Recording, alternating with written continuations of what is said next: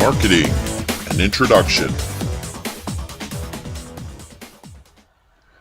Chapter 1, Marketing, creating customer value and engagement. Reviewing and extending the concepts.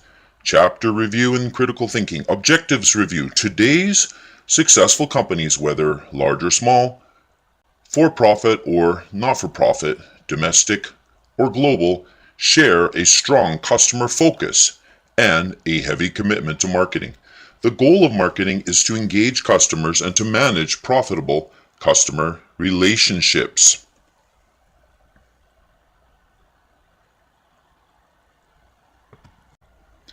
Objective 1.1. Define marketing and outline the steps in the marketing process. Marketing is the process by which companies create value for customers and build strong customer relationships in order to capture value from customers in return. The marketing process involves 5 steps. The first 4 steps create value for customers. First, marketers need to understand the marketplace and customer needs and wants. Next, marketers design a customer-driven marketing strategy with the goal of getting, engaging, and growing target customers.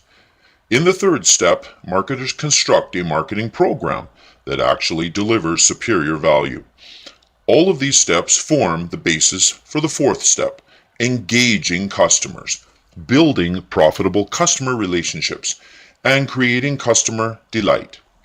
In the final step, the company reaps the rewards of strong customer relationships by capturing value from customers. Objective 1.5. Explain the importance of understanding the marketplace and customers and identify the 5 core marketplace concepts. Outstanding marketing companies go to great lengths to learn about and understand their customers' needs, wants, and demands. This understanding helps them to design want-satisfying market offerings and build value-laden customer relationships by which they can capture customer lifetime value and greater share of customer. The result is increased long-term customer equity for the firm. The core marketplace concepts are needs, wants, and demands, market offerings, products, services, and experiences, value and satisfaction, exchange and relationships, and markets. Companies address needs, wants, and demands by putting forth a value proposition, a set of benefits that they promise to consumers to satisfy their needs. The value proposition is fulfilled through a market offering, which delivers customer value and satisfaction, resulting in long-term exchange relationships with customers.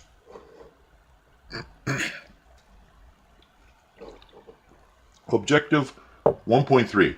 Identify the key elements of a customer value-driven marketing strategy and discuss the marketing management orientations that guide marketing strategy.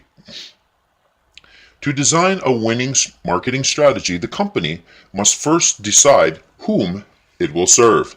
It does this by dividing the market into segments of customers, market segmentation, and selecting which segments it will cultivate, target marketing. Next, the company must decide how it will serve targeted customers, how it will differentiate and position itself in the marketplace. Marketing management can adopt one of 5 competing market orientations. The production concept holds that management's task is to improve production efficiency and bring down prices. The product concept holds that consumers favor products that offer the most in quality, performance, and innovative features. Thus, little promotional effort is required. The selling concept holds that consumers will not buy enough of an organization's products unless it undertakes a large-scale selling and promotion effort. Let's move it up here. The marketing concept holds that achieving organizational goals depends on determining the needs and wants of target markets and delivering the desired satisfactions more effectively and efficiently than competitors do. The societal marketing concept holds that generating customer satisfaction and long-run societal well-being through sustainable marketing strategies is the key to both achieving the company's goals and fulfilling its responsibilities. Objective 1.4: discuss customer relationship management and identify strategies for creating value for customers and capturing value from customers in return. Broadly defined, customer relationship management is the process of engaging customers and building and maintaining profitable customer relationships by delivering superior customer value and satisfaction. Customer engagement marketing aims to make a brand a meaningful part of consumers' conversations and lives through direct and continuous customer involvement in shaping brand conversations, experiences, and community. The aim of customer relationship management and customer engagement is to produce high customer equity, the total combined customer lifetime values of all the company's customers. The key to building lasting relationships is the creation of superior customer value and satisfaction. In return for creating value for targeted customers, the company captures value from customers in the form of profits and customer equity.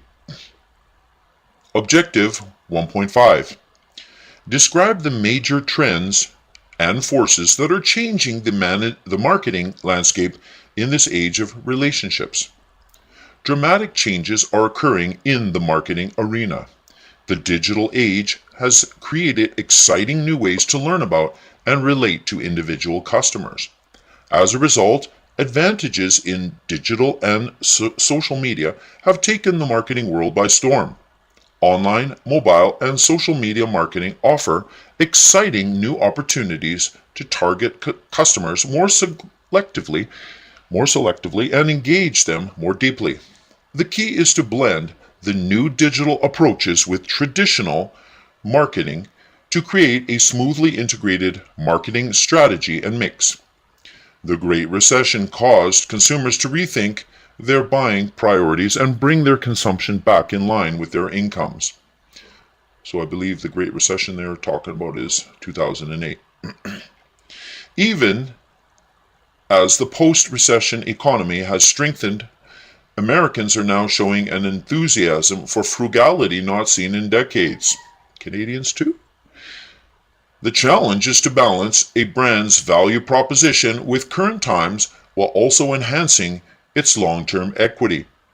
In recent years, marketing has become a major part of the strategies for many not-for-profit organizations, such as colleges, hospitals, museums, zoos, symphony orchestras, foundations, and even churches. Also, in an increasingly smaller world, many marketers are now connected globally with their customers, marketing partners, and competitors. Finally, today's marketers are also re-examining their ethical and societal responsibilities. Marketers are being called on to take greater responsibility for the social and environmental impacts of their actions. Pulling it all together, as discussed throughout the chapter, the major new developments in marketing can be summed up in a single concept: engaging customers and creating and capturing customer value. Today, marketers of all kinds are taking advantage of new opportunities for building value-laden relationships with their customers, their marketing partners, and the world around them. So we're continuing with part 1, defining marketing and the marketing process. Now we're on to chapter 2. Reviewing and extending the concepts, chapter review and critical thinking, objectives review. In chapter 1, we defined marketing and outlined the steps in the marketing process. In this chapter, we examined company-wide strategic planning and marketing's role in the organization. Then we looked more deeply into marketing strategy and the marketing mix. and reviewed the major marketing management functions. So you've now had a pretty good overview of the fundamentals of modern marketing. Objective 2.1. Explain company-wide strategic planning and its 4 steps. Strategic planning sets the stage for the rest of the company's planning.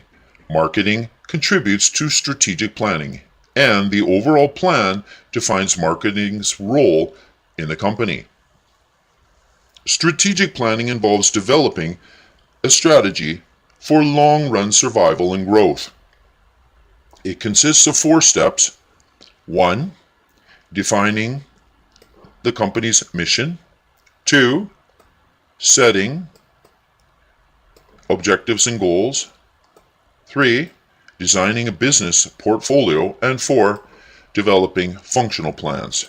The company's mission should be market-oriented, realistic, specific, motivating, and consistent with the market environment. The mission is then transformed into detailed supporting goals and objectives, which in turn guide decisions about the business portfolio. Then each business and product unit must develop detailed marketing plans in line with the company-wide plan. Objective 2.2. Discuss how to design business portfolios and develop growth strategies. Guided by the company's mission statement and objectives, management plans its business portfolio, or the collection of businesses and products that make up the company. The firm wants to produce a business portfolio that best fits its strengths and weaknesses to opportunities in the environment. To do this, it must analyze and adjust its current business portfolio and develop growth and downsizing strategies for adjusting the future portfolio. The company might use a formal portfolio planning method, but many companies are now designing more customized portfolio planning approaches that better suit their unique situations. Objective 2.3. Explain marketing's role in strategic planning and how marketing works with its partners to create and deliver customer value. Under the strategic plan, the major functional departments, marketing, finance, accounting, purchasing, operations, information systems, human resources, and others, must work together to accomplish strategic objectives. Marketing plays a key role in the company's strategic planning by providing a marketing concept philosophy and inputs regarding attractive market opportunities. Within individual business units, marketing designs strategies for reaching the unit's objectives and helps to carry them out profitably. Marketers alone cannot produce superior value for customers. Marketers must practice partner relationship management, working closely with partners in other departments to form an effective value chain that serves the customer. And they must also partner effectively with other companies in the marketing system to form a competitively superior value delivery network. Objective 2.4. Describe the elements of a customer value-driven marketing strategy and mix and the forces that influence it. Customer engagement, value, and relationships are at the center of marketing strategy and programs. Through market segmentation, targeting, differentiation, and positioning, the company divides the total market into smaller segments, selects segments it can best serve, and decides how it wants to bring value to target consumers in the selected segments. It then designs an integrated marketing mix to produce the response it wants in the target market. The marketing mix consists of product, price, place, and promotion decisions, the 4 Ps. Objective 2.5. List the marketing management functions, including the elements of a marketing plan, and discuss the importance of measuring and managing marketing return on investment. To find the best strategy and mix and to put them into action. The company engages in marketing analysis, planning, implementation, and control. The main components of a marketing plan are the executive summary, the current marketing situation, threats and opportunities, objectives and issues, marketing strategies, action programs, budgets, and controls. Planning good strategies is often easier than carrying them out. To be successful, companies must also be effective at implementation, turning marketing strategies into marketing actions. Marketing departments can be organized in one way or a combination of ways: functional marketing organization, geographic organization, production management organization, or market management organization. In this age of customer relationships, more and more companies are now changing their organizational focus from product or territory management to customer relationship management. Marketing organizations carry out marketing control, both operating control and strategic control. More than ever, marketing accountability is the top marketing concern. Marketing managers must ensure that their marketing dollars are being well spent. In a tighter economy, today's marketers face growing pressures to show that they are adding value in line with their costs. In response, marketers are developing better measures of marketing return on investment.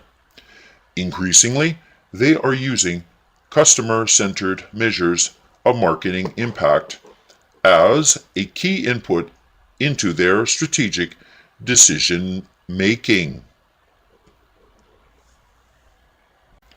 So we're going to chapter 3, analyzing the marketing environment. So reviewing and extending the concepts, objectives, review.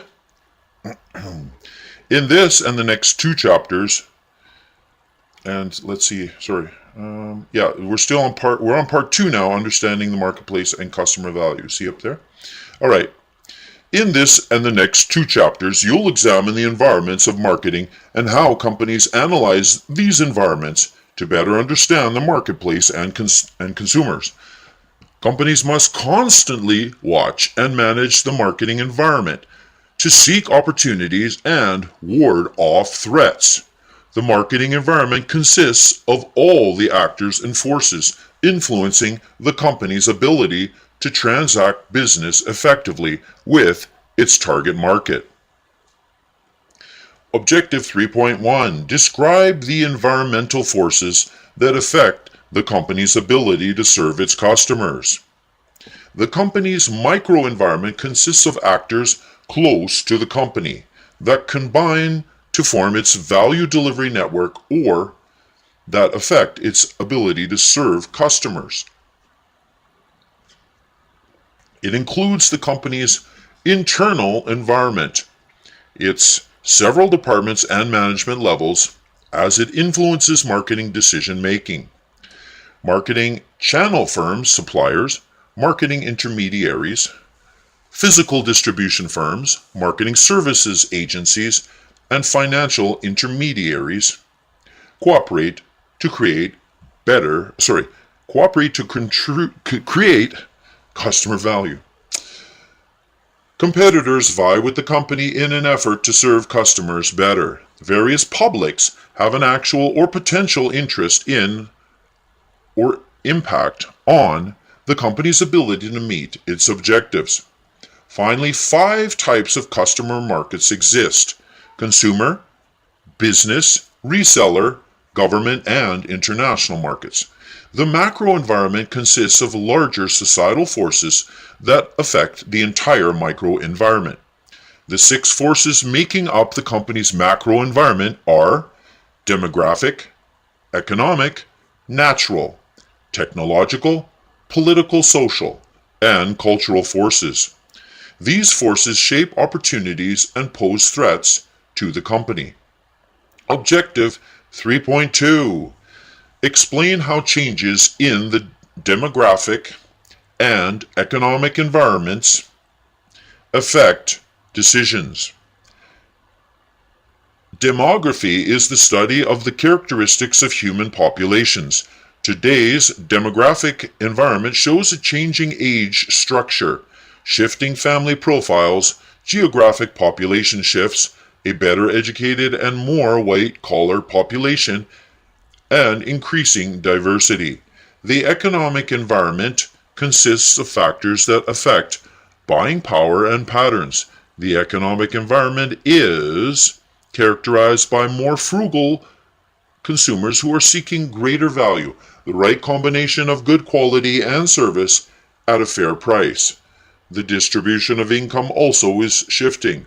The rich have grown richer, the middle class has shrunk, and the poor have remained poor, leading to a two-tiered market. Objective 3.3. Identify the major trends in the firm's natural and technological environments. The natural environment shows three major trends: shortages of certain raw materials, higher pollution levels, and more government intervention in natural resource management. Environmental concerns create marketing opportunities for alert companies. The technological environment creates both opportunities and challenges. Companies that fail to keep up with technological change will miss out on new product and marketing opportunities. Objective 3.4. Explain the key changes in the political and cultural environments. The political environment consists of laws, agencies, and groups that influence or limit marketing actions. The political environment has undergone changes that affect marketing worldwide: increasing legislation regulating business, strong government agency enforcement, and greater emphasis on ethics and socially responsible actions. The cultural environment consists of institutions and forces that affect a society's values, perceptions, preferences, and behaviors. The environment shows trends toward new technology-enabled communication, a lessening trust of institutions, increasing patriotism, greater appreciation for nature, a changing spiritualism, and the search for more meaningful and enduring values. Objective 3.5. Discuss how companies react to the marketing environment. Companies can passively accept the marketing environment as an uncontrollable element to which they must adapt, avoiding threats and taking advantage of opportunities as they arise. Or they can take a proactive stance, working to change the environment rather than simply reacting to it. Whenever possible, companies should try to be proactive rather. Chapter 4. Managing Marketing Information to Gain Customer Insights. So we've got the objectives review. To create value for customers and build meaningful relationships with them, marketers must first gain fresh, deep insights into what customers need and want. Such insights come from good marketing information. As a result of the recent explosion of big data and marketing technology, companies can now obtain great quantities of information, sometimes even too much. Consumers themselves are now generating a tidal wave of bottom-up information through their smartphones, PCs, and tablets via online browsing and blogging, apps and social media interactions, and texting and video. The challenge is to transform today's vast volume of consumer information into actionable customer and market insights. Objective 4.1. Explain the importance of information in gaining insights about the marketplace and customers. The marketing process starts with a complete understanding of the marketplace and consumer needs and wants. Thus, the company needs to turn sound consumer information into meaningful customer insights by which it can produce superior value for its customers. The company also requires information on competitors, resellers, and other actors and forces in the marketplace. Increasingly, marketers are viewing information not only as an input for making better decisions, but also as an important strategic asset and marketing tool. Objective 4.2. Define the marketing information system and discuss its parts. The Marketing Information System, MIS, consists of people and procedures for assessing information needs, developing the needed information, and helping decision makers use the information to generate and validate actionable customer and market insights. A well-defined information system begins and ends with users. The MIS first assesses information needs. The MIS primarily serves the company's marketing and other managers, but it may also provide information to external partners. Then the MIS develops information from internal databases, marketing intelligence activities, and marketing research. Internal databases provide information on the company's own operations and departments. Such data can be obtained quickly and cheaply, but often need to be adapted for marketing decisions. Marketing intelligence activities supply everyday information about developments in the external marketing environment, including listening and responding to the vast and complex digital environment. Market research consists of collecting information relevant to a specific marketing problem faced by the company. Last, the Marketing Information System helps users analyze and use the information to develop customer insights, make marketing decisions, and manage customer relationships. Objective 4.3. Outline the steps in the marketing research process. The first step in the marketing research process involves defining the problem and setting the research objectives, which may be exploratory, descriptive, or causal research. The second step consists of developing a research plan for collecting data from primary and secondary sources. The third step calls for implementing the marketing research plan by gathering, processing, and analyzing the information. The fourth step consists of interpreting and reporting the findings. Additional information analysis helps marketing managers apply the information and provides them with sophisticated statistical procedures and models from which to develop more rigorous findings. Both internal and external secondary data sources often provide information more quickly and at a lower cost than primary data sources, and they can sometimes yield information that a company cannot collect by itself. However, needed information might not exist in secondary sources. Researchers must also evaluate secondary information to ensure that it is relevant, accurate, current, and impartial. Primary research must also be evaluated for these features. Each primary data collection method, observational, survey, and experimental, has its own advantages and disadvantages. Similarly, each of the various research contact methods, mail, telephone, personal interview, and online, has its own advantages and drawbacks. Objective 4.4. Explain how companies analyze and use marketing information. Information gathered in internal databases and through marketing intelligence and marketing research usually requires more analysis. To analyze individual customer data, many companies have now acquired or developed special software and analysis techniques called Customer Relationship Management, CRM, that integrate, analyze, and apply the mountains of individual customer data to gain a 360-degree view of customers and build stronger customer relationships. They apply marketing analytics to dig out meaningful patterns in big data and gain customer insights and gauge marketing performance. Marketing information has no value until it is used to make better marketing decisions. Thus, the MIS must make the information available to managers and others who make marketing decisions or deal with customers. In some cases, this means providing regular reports and updates. In other cases, it means making non-routine information available for special situations and on-the-spot decisions. Many firms use company intranets and extranets to facilitate this process. Thanks to modern technology, today's marketing managers can gain direct access to marketing information at any time and from virtually any location. Objective 4.5.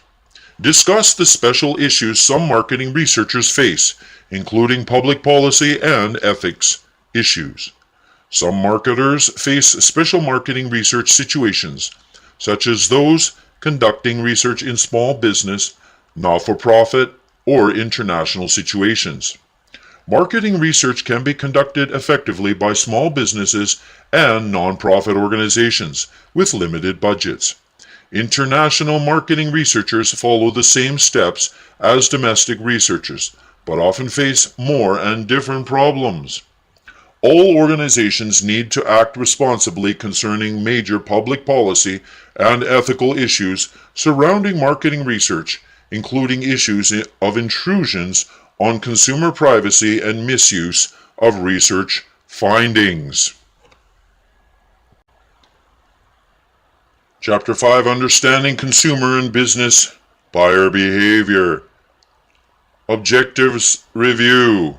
This chapter is the last of 3 chapters that address understanding the marketplace and consumers. Here we've looked closely at consumer and business buyer behavior. The American consumer market consists of more than 320 million people who consume more than 11 trillion worth of goods and services each year, making it one of the most attractive consumer markets in the world. And I just want to say we're Canadian and we have a Canadian version, but we do market many of our products to the U.S. Back to the text. The business market involves even more dollars and items than the consumer market. Understanding buyer behavior is one of the biggest challenges marketers face. Objective 5.1. Understand the consumer market and the major factors that influence consumer buyer behavior. The consumer market consists of all the individuals and households that buy or acquire goods and services for personal consumption. A simple model of consumer behavior suggests that marketing stimuli and other major forces enter the consumer's black box. This black box has 2 parts: buyer characteristics and the buyer's decision process. Once in the black box, the inputs result in buyer responses such as buying attitudes and preferences and purchase behavior. Consumer buyer behavior is influenced by 4 key sets of buyer characteristics: cultural, social, personal, and psychological. Understanding these factors can help marketers to identify interested buyers and to shape products and appeals to serve consumer needs better. Culture is the most basic determinant of a person's wants and behavior. People in different cultural, subcultural, and social class groups have different product and brand preferences. Social factors such as small group, social network, and family influences strongly affect product and brand choices, as do personal characteristics such as age, life stage, occupation, economic circumstances, lifestyle, and personality. Finally, consumer buying behavior is influenced by 4 major sets of psychological factors: motivation, perception, learning, and beliefs and attitudes. Each of these factors provides a different perspective for understanding the workings of the buyer's black box. Objective 5.2. Identify and discuss the stages in the buyer decision process. When making a purchase, the buyer goes through a decision process consisting of need recognition, information search, evaluation of alternatives, purchase decision, and post-purchase behavior. During need recognition, the consumer recognizes a problem or need that could be satisfied by a product or service. Once the need is recognized, the consumer moves into the information search stage, With information in hand, the consumer proceeds to alternative evaluation and assesses brands in the choice set. From there, the consumer makes a purchase decision and actually buys the product. In the final stage of the buyer decision process, post-purchase behavior, the consumer takes action based on satisfaction or dissatisfaction. The marketer's job is to understand the buyer's behavior at each stage and the influences that are operating. Objective 5.3, describe the adoption and diffusion process for new products. The product adoption process is made up of 5 stages: awareness, interest, evaluation, trial, and adoption. New product marketers must think about how to help consumers move through these stages. With regard to the diffusion process for new products, consumers respond at different rates, depending on consumer and product characteristics. Consumers may be innovators, early adopters, early mainstream, late mainstream, or lagging adopters. Each group may require different marketing approaches. Marketers often try to bring their new products to the attention of potential early adopters, especially those who are opinion leaders. Objective 5.4, define the business market and identify the major factors that influence business buyer behavior. The business market is composed of all organizations that buy goods and services for use in the production of other products and services, or for the purpose of reselling or renting them to others at a profit. Compared with consumer markets, business markets usually have fewer, larger buyers who are more geographically concentrated. Business demand is derived demand, and the business buying decision usually involves more and more professional buyers. Business buyers make decisions that vary with the 3 types of buying situations: straight rebuys, modified rebuys, and new tasks. The decision-making unit of a buying organization, the buying center, can consist of many different persons playing many different roles. The business marketer needs to know the following: who are the major buying center participants? In what decisions do they exercise influence, and to what degree? What evaluation criteria does each decision participant use? The business marketer also needs to understand the major environmental, organizational, interpersonal, and individual influences on the buying process. Objective 5.5, list and define the steps in the business buyer decision process. The business buyer decision process itself can be quite involved with 8 basic stages: problem recognition, general need description, product specification, supplier search, proposal solicitation, supplier selection, order routine specification, and performance review. Buyers who face a new task buying situation usually go through all stages of the buying process. Buyers making modified or straight rebuys may skip some of the stages. Companies must manage the overall customer relationship, which often includes many different buying decisions in various stages of the buying decision process. Recent advances in information and digital technology have given birth to e-procurement, by which business buyers are purchasing all kinds of products and services online. Business marketers are increasingly connecting with customers online and through digital, mobile, and social media to engage customers, share marketing information, sell products and services, provide customer support services, and maintain ongoing customer relationships. So we're continuing with Chapter 6, Customer Value-Driven Marketing Strategy, Creating Value for Target Customers. And this is in Part 3, Designing a Customer Value-Driven Strategy and Mix. Objectives Review. In this chapter, you learned about the major elements of a customer value-driven marketing strategy: segmentation, targeting, differentiation, and positioning. Marketers know that they cannot appeal to all buyers in their markets, or at least not to all buyers in the same way. Therefore, most companies today practice target marketing, identifying market segments, selecting one or more of them, and developing products and marketing mixes tailored to each. Objective 6.1.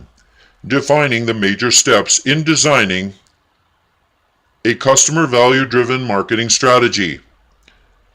Market segmentation, targeting, differentiation, and positioning. A customer value-driven marketing strategy begins with selecting which customers to serve and determining a value proposition that best serves the targeted customers. It consists of 4 steps. Market segmentation is the act of dividing a market into distinct groups of buyers who have different needs, characteristics, or behaviors, and who might require separate marketing strategies or mixes. Once the groups have been identified, market targeting evaluates each market segment's attractiveness and selects one or more segments to serve. Differentiation involves actually differentiating the market offering to create superior customer value. Positioning consists of positioning the market offering in the minds of target customers. A customer value-driven marketing strategy seeks to build the right relationships with the right customers. Objective 6.2. List and discuss the major bases for segmenting consumer and business markets. There is no single way to segment a market. Therefore, the marketer tries different variables to see which give the best segmentation opportunities. For consumer marketing, the major segmentation variables are geographic, demographic, psychographic, and behavioral. In geographic segmentation, the market is divided into different geographic units, such as nations, regions, states, counties, cities, or even neighborhoods. And in Canada, we would say cities, townships, and communities. In demographic segmentation, the market is divided into groups based on demographic variables, including age, life cycle stage, gender, income, occupation, education, religion, ethnicity, and generation.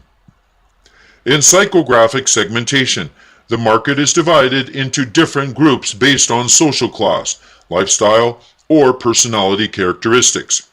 In behavioral segmentation, the market is divided into groups based on consumers' knowledge, attitudes, uses, or responses concerning a product.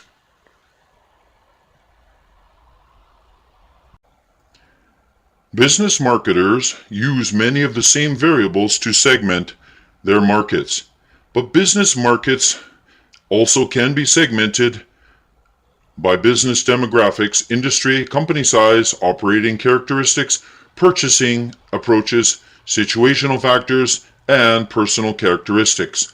The effectiveness of the segmentation analysis depends on finding segments that are measurable, accessible, substantial, differentiable, and actionable.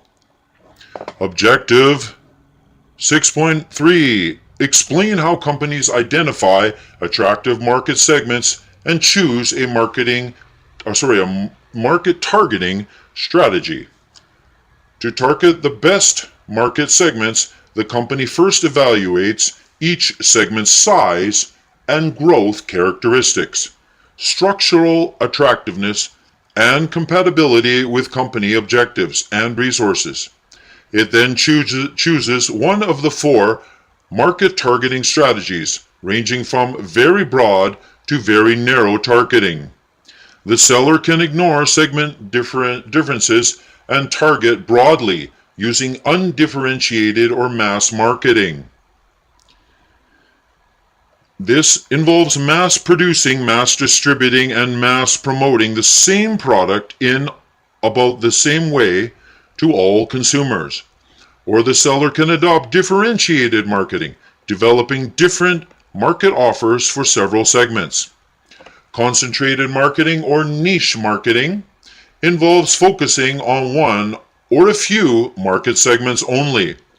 Finally, micro-marketing is the practice of tailoring products and marketing programs to suit the tastes of specific individuals and locations. Micro-marketing includes local marketing and individual marketing. Which targeting strategy is best depends on company resources, product variability, product life cycle stage, market variability, and competitive marketing strategies. Objective 6.4. Discuss how companies differentiate and position their products for maximum competitive advantage. Once a company has decided which segments to enter, it must decide on its differentiation and positioning strategy. The differentiation and positioning task consists of 3 steps: identifying a set of possible differentiations that create competitive advantage, choosing advantages on which to build a position, and selecting an overall positioning strategy. The brand's full positioning is called its value proposition, the full mix of benefits on which the brand is positioned. In general, companies can choose from one of 5 winning value propositions on which to position their products: more for more, more for the same for less, less for much less, or more for less. Company and brand positioning are summarized in positioning statements that state the target segment and need, the positioning concept, and specific points of difference. The company must then effectively communicate and deliver the chosen position to market.